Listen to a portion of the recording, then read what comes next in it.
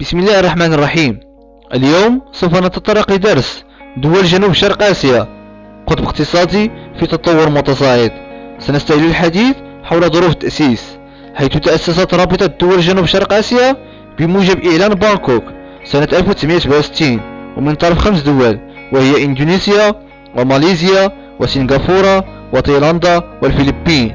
وأصبحت الدول الرابطة 10 بعد انضمام دول أخرى مثل ميانمار وكمبوديا ولاوس والفيتنام وبروناي.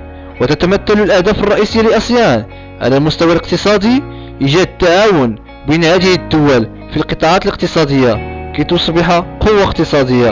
في المجال الاجتماعي الثقافي الارتقاء بالتقدم الاجتماعي والثقافي لسكان المنطقة.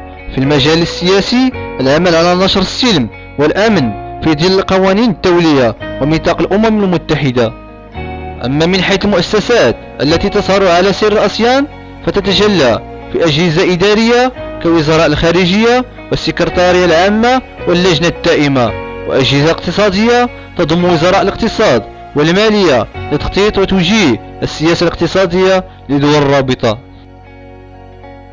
أما الآن سوف نمر لذكر بعض مظاهر النمو الاقتصادي بالنسبة لدول جنوب شرق آسيا، والتي تتجلى أولا في تطور نسبة النمو الاقتصادي في دول الرابطة من 4.2% سنة 1998 إلى 5.5% سنة 2005. ثانيا تطور قيمة الناتج الداخلي الخام حيث بلغ سنة 2005 800 مليار دولار. ثالثا تطور قيمة المبادلات التجارية حيث حققت الدول الرابطة فائضا في الميزان التجاري في السنوات الأخيرة. رابعا تطور قيمة الاستثمارات الخارجية الموقعة ببلدان الرابطة. خامسا تعدد الشركاء التجاريين للرابطة على رأسهم الولايات المتحدة الأمريكية واليابان والاتحاد الأوروبي.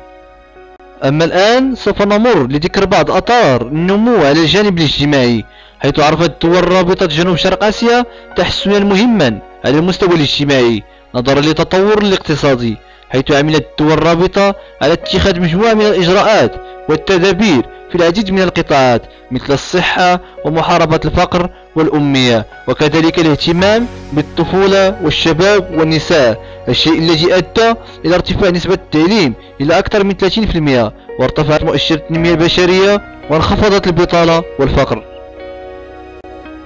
أما الآن سوف ننتقل صوب تفسير المكانة الاقتصادية لدول آسيان، والتي ترجع بالأساس إلى مؤهلات طبيعية وبشرية واقتصادية وكذا تنظيمية.